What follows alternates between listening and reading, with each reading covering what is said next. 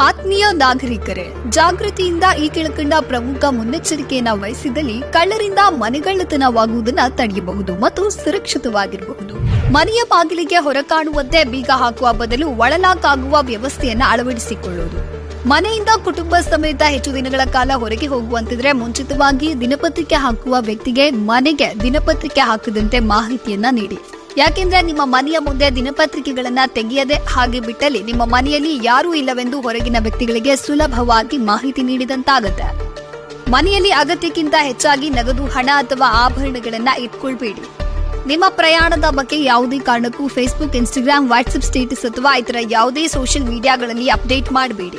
ಇದರಿಂದ ಕಳ್ಳರಿಗೆ ಮಾಹಿತಿ ಸಿಕ್ಕಿ ಮನೆಗಳ್ಳತನವಾಗುವ ಸಂಭವವೇ ಹೆಚ್ಚು. ಅನುಕೂಲವಿದ್ದಲ್ಲಿ ಬಾಗಿಲುಗಳಿಗೆ ಥೆಫ್ಟ್ ಅಲಾರ್ಮ್ ಅನ್ನು ಅಳವಡಿಸುವುದು ಸೂಕ್ತ. ಅನುಕೂಲವಿದ್ದಲ್ಲಿ ಮನೆಗೆ ಸಿಸಿ ಕ್ಯಾಮೆರಾವನ್ನ ಅಳವಡಿಸಿ ತಾಂತ್ರಿಕ ಉಪಯೋಗದಿಂದ ನೀವು ಎಲ್ಲಿ ಇರುತ್ತೀರೋ ಅಲ್ಲಿಂದಲೇ ನಿಮ್ಮ ಮನೆಯನ್ನ ಯಾವಾಗಲೂ ಗಮನಿಸಿ. ಬಹುಮುಖ್ಯವಾಗಿ ನಿಮ್ಮ ಹತ್ತಿರದ ಪೊಲೀಸ್ ಠಾಣೆಯ ಫೋನ್ ನಂಬರ್ ಮತ್ತು ಬೀಟ್ ಪೊಲೀಸ್ ಅಧಿಕಾರಿಗಳ ನಂಬರ್ ಅನ್ನ ತಪ್ಪದೇ ಪಡೆದು ಯಾವಾಗಲೂ ನಿಮ್ಮ ಮತ್ತು ನಿಮ್ಮ ಕುಟುಂಬ ಸದಸ್ಯರ ಹತ್ತಿರ ಇರಲಿ. ನಿಮ್ಮ ಮನೆಯ ಸುತ್ತಮುತ್ತ ಯಾವುದೇ ಅನುಮಾನಾಸ್ಪದ ವ್ಯಕ್ತಿಗಳು ಕಂಡುಬಂದಲ್ಲಿ ಕೂಡಲೇ ಹತ್ತಿರದ ಪೊಲೀಸ್ ಠಾಣೆಗಾಗಲಿ ಅಥವಾ 112 ನಂಬರ್ಗೆ ಕರೆ ಮಾಡಿ ಮಾಹಿತಿ ನೀಡೋದನ್ನ ಎಂದಿಗೂ ಮರೆಯದಿರಿ. ನಿಮ್ಮ ಸುರಕ್ಷತೆಯೇ ನಮ್ಮ ಕರ್ನಾಟಕ ರಾಜ್ಯ ಪೊಲೀಸ್ ಇಲಾಖೆಯ ಪ್ರಥಮ ಆದ್ಯತೆ.